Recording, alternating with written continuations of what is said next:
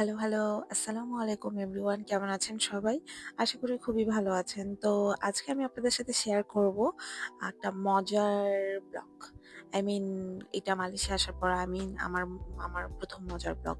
তো যাই হোক আমি রেডি হয়ে এনেছি। ১ম এ আমি টোনার দিয়ে নিলাম। আর এগুলো হচ্ছে আমার মেকআপ রাখার মেকআপ ক্যাবিনেট। কারণ আমার সবসময় উপরে স্টোর করতে হয় যেহেতু আমার ছোট একটা বাবু আছে। সে সবসময় আমার সব মেকআপ উলটপালট করে ফেলে। দ্যাটস ওয়াই আমি উপরে স্টোর করি। অ্যান্ড আজকে আমি পরবো আমার ড্রেসের সাথে এই পেন্ডেন্টটা যেটা আমার বেস্ট ফ্রেন্ড আমাকে গিফট করেছে। Pearl pendant and you won't believe that it was only 50 টাকা। ওকে, সো না এটা হচ্ছে আমার গোল্ডেন আওয়ারের একটা স্ন্যাপ তোলা। Look how smooth my makeup was. Okay fine, আমার নিজের কাছেই নিজের অনেক ভালো লাগছে। এটা একটা খুবই সিম্পল মেকআপ ভিডিও। আমি অত ভারী মেকআপ করি না কারণ আমার মুখে একনি অনেক বেশি। অ্যান্ড আমি আজকের এই ড্রেসটা পরবো। এটা হচ্ছে একটা কোরসেট। এটা আমি সীমান্ত স্কয়ার থেকে নিয়েছিলাম অ্যান্ড ইট ওয়াজ অনলি ১২০০ টাকা। তো এটা আমার বেস্ট ফ্রেন্ড আমাকে চুজ করে দিয়েছিল। ওইসব কথা আরেকদিন বলবো। বাংলাদেশের অনেক কিছুই আমার আসলে শেয়ার করা হয়নি। যে কয়েকদিন বাংলাদেশে ছিলাম আমি আসলে আই ওয়াজ ইন হেভেন বলা যায়। কারণ হচ্ছে মাত্র ১০০ টাকার দূরত্বে ১০০ টাকার রিক্সা ভাড়া দিয়ে আমি আমার বেস্ট ফ্রেন্ডের সাথে দেখা করতে পারতাম। It was so heartwarming. Anyway, so এই যে আমার রেডি হওয়া শেষ অ্যান্ড ফুল রেডি হয়ে গিয়েছি। দেখো পার্লের নেকলেসটা কত সুন্দর লাগছে আমার ড্রেসের সাথে। তো আমরা রেডি হয়ে বের হয়ে গেলাম। আজকে আমরা যাব হচ্ছে বলেই দিই এটা হচ্ছে আমরা যাচ্ছি মিতসুই শপিং সেন্টার নামে একটা শপিং সেন্টার আছে মালয়েশিয়াতে। এটা হচ্ছে কেএলআই এর ঠিক পাশে। অ্যান্ড এখানে হচ্ছে আজকে ক্রিসমাস উপলক্ষে অ্যান্ড ইয়ার এন্ড সেল চলছে। ক্রিসমাস উপলক্ষে ধামাকা সেল চলতেছে। তো সবকিছু ব্র্যান্ডের প্রোডাক্ট। তো এখানে যাওয়ার লোভ আসলে আমরা সামলাতে পারিনি। অ্যান্ড যার সাথে যাচ্ছি উনি হচ্ছে আমাদের ফ্যামিলি ফ্রেন্ড আমিনুল ভাইয়া। আপনারা এর আগেও আমার ব্লগে ওনাকে দেখেছেন। তো যাই হোক, ওনার সাথেই যাচ্ছি। উনি হচ্ছে লং টাইম ধরে মালয়েশিয়াতে থাকে। That's why he knows best. সে জানে যে কোথায় কখন কি পাওয়া যায়। সে অবশ্যই আমাদের থেকে ডেফিনেটলি ভালো জানে। তো উনি নিয়ে যাচ্ছে। ইট ওয়াজ আ লং ড্রাইভ বলতে পারেন। মালয়েশিয়ার মতো জায়গায় এটা একটা অনেক বড় জার্নি ছিল। কারণ হচ্ছে অলমোস্ট 1 আওয়ার লেগেছিল আমাদের ওই জায়গাটায় পৌঁছাইতে।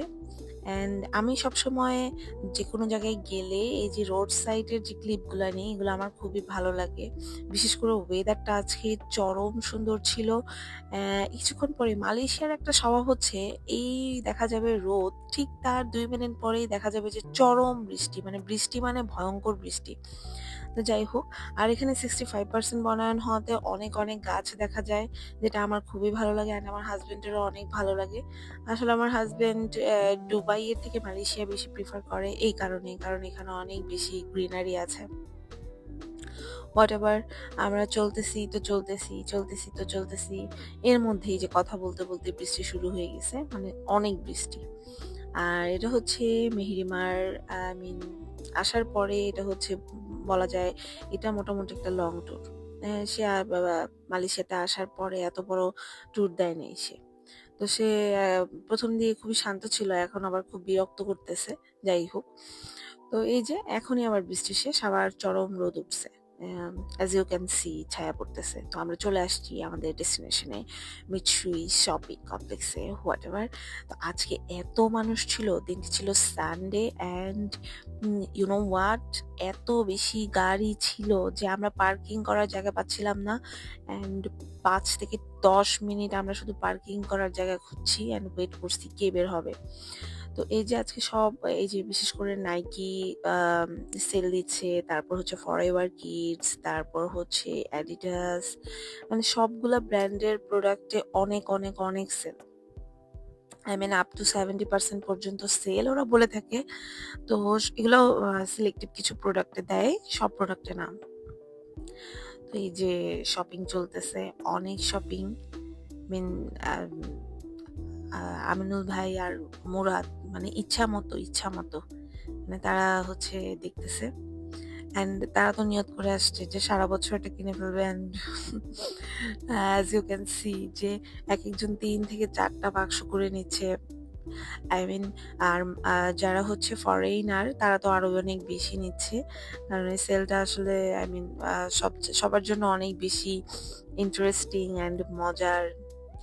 তো এই যে মুরাদ অলমোস্ট 5 পেয়ার্স নিয়েছিল অ্যান্ড আমিনুল ভাই 4 পেয়ার্স। তো এর থেকে বেশিও অনেকে নেয়, অনেকে ৭ থেকে ৮ জোড়া নেয়। তো ঠিক তার পাশেই ছিল ফরএভার কিডস। এখানে হচ্ছে এলভিনকে নিয়ে আসলাম। আমরা এখানে একটু ঘোরাঘুরি করলাম অ্যান্ড এখানে একটা ডল হাউস এলভিনের খুব পছন্দ হয়ে গিয়েছিল। তো এইটার ব্যাপারে আমি একটা ব্যাড রিভিউ দিব। ডল হাউসটা ওটস ছিল অ্যান্ড ইট ওয়াজ অলমোস্ট মানে আই মিন 50% সেলে কেনার পরও আমার মনে হচ্ছিল লস। কারণ বাংলাদেশে যদি কেউ আমাকে ৫০০ টাকা দিয়ে বলতো যে এই ডল হাউসটা কিনতে, আমি ৫০০ টাকা দিয়েও কিনতাম না অনেস্টলি স্পিকিং। এনিওয়ে তো আমরা ডল হাউসটা নিয়ে হাঁটা শুরু করলাম। অনেকক্ষণ যাওয়ার পরে আমাদের হচ্ছে খিদা লাগছে। তো খাওয়া-দাওয়া করলাম। এখানে একটা টার্কিশ রেস্টুরেন্ট ছিল, থাই রেস্টুরেন্ট ছিল। তো আমরা হচ্ছে